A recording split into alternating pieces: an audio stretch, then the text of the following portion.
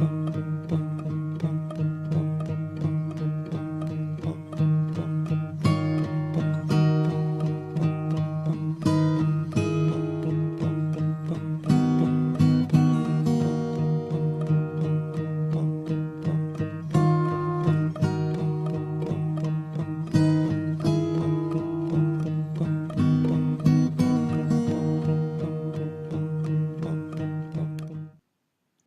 guys, it's OneHipMountianMama. So today I am going to talk about co-sleeping and bed sharing. Um, Sorry if I get a little dry, I'm just getting over sickness. Um, so I'm coughing and I sound really nasally, so sorry about that. But so first off, I just wanted to mention when I think about co-sleeping and bed sharing, to me, the words co-sleeping and bed sharing mean two totally different things, but they can absolutely and are absolutely used interchangeably by most people. So co-sleeping, to me, when I personally hear co-sleeping or bed sharing, they both, to me, I think, sleeping with your children right next to you. However, co-sleeping really can mean like sidecarring a crib or a bed, a toddler bed, or even just like a mattress on the floor next to mom and dad's bed. Um, and bed sharing is exactly what it sounds like.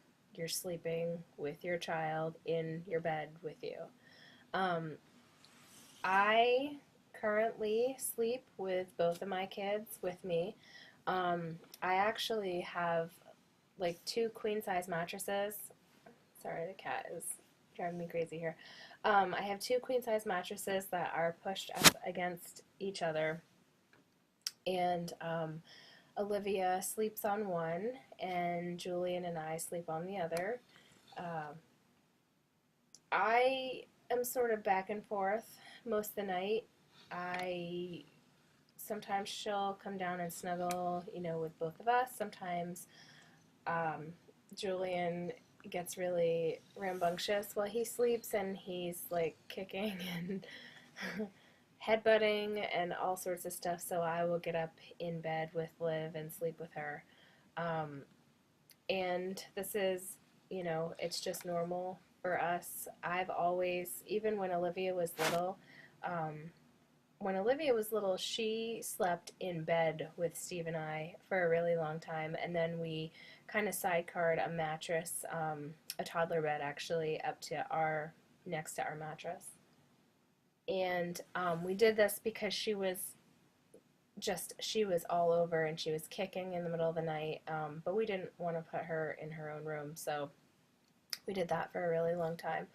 And then eventually she said she wanted her own room, so she went in her own room, and that didn't last very long. So then, she's always sort of been with us. After I had Julian, I started out bed sharing with him, and he just wouldn't sleep. He wasn't comfortable. I would get up in the night to nurse with him. I have never really been able to nurse laying down in bed. It's just never really been comfortable for me. So I've always gotten up with him to nurse. And then eventually he started coming back to bed with me. And then now, as he's a bigger toddler, he's been like, he and Olivia and I sleep all together in the same bed. Well, two mattresses, so one big bed. Um, we all sleep in that same sort of double mattress area. Um, and it just works for us. So that's how our sleeping arrangement is. I'm going to try to take a picture actually so you guys can see how I have it set up, and then attach it to this video. So hopefully I can do that at some point this afternoon. My thoughts on co-sleeping and bed sharing. Um, I've always felt very comfortable about it. It was never anything that I questioned. I really feel like when I was pregnant with Olivia, I had no idea about attachment parenting or what it was. I had no idea that people slept with their kids. I thought that only like weird, crazy people did that.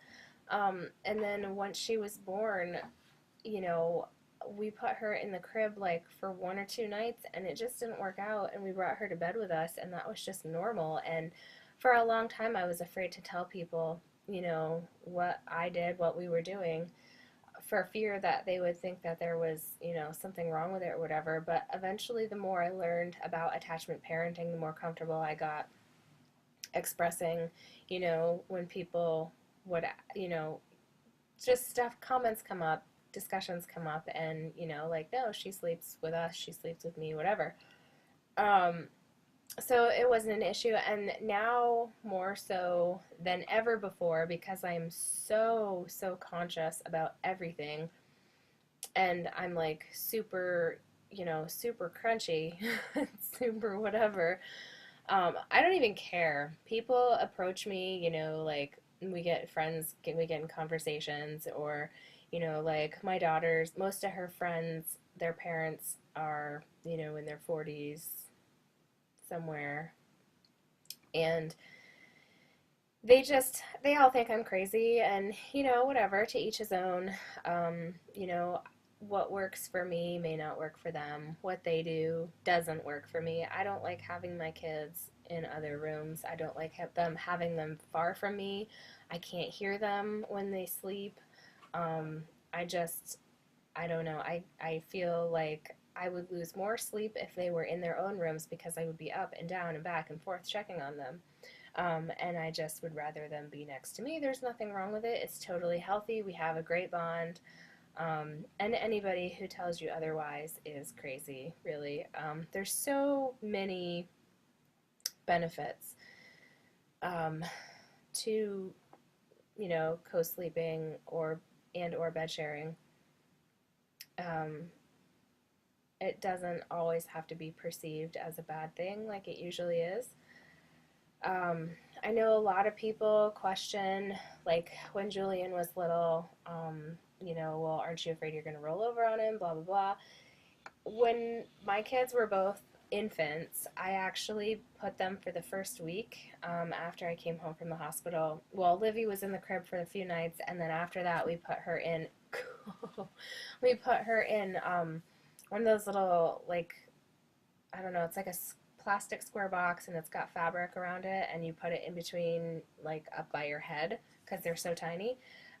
So we put her in one of those, and I actually did that with Julian also, and it didn't really work for him. It worked for her for quite a while, actually, and I was more comfortable being a first-time mom doing that. Um, with Julian, um, it worked for like the first few days, and then after that, he slept with me, and when he started to get a little bigger, he went into like a little pack and play that was pushed up next to the bed, because he just, like I said, he couldn't get comfortable, and he's very much a mover, so I didn't want to, put him on a mattress and have him fall off the bed being so little. And every so often, I would say at least once or twice a week, I would, put him in bed with me to see if he was more comfortable with me or whatnot. And eventually, I would say it was probably a couple of months that he slept in the pack and play by himself, and he was just very content and happy there. And then eventually, he worked his way back into bed with me, and he's been there ever since. So, cribs are not anything that I have ever pushed, nor will I ever. I really don't really care for cribs. That's why I never bought one. I only got the pack and play because I was like, oh my gosh, what do I do? He's not comfortable sleeping with me. Um, and so, like I said, it was used very minimally.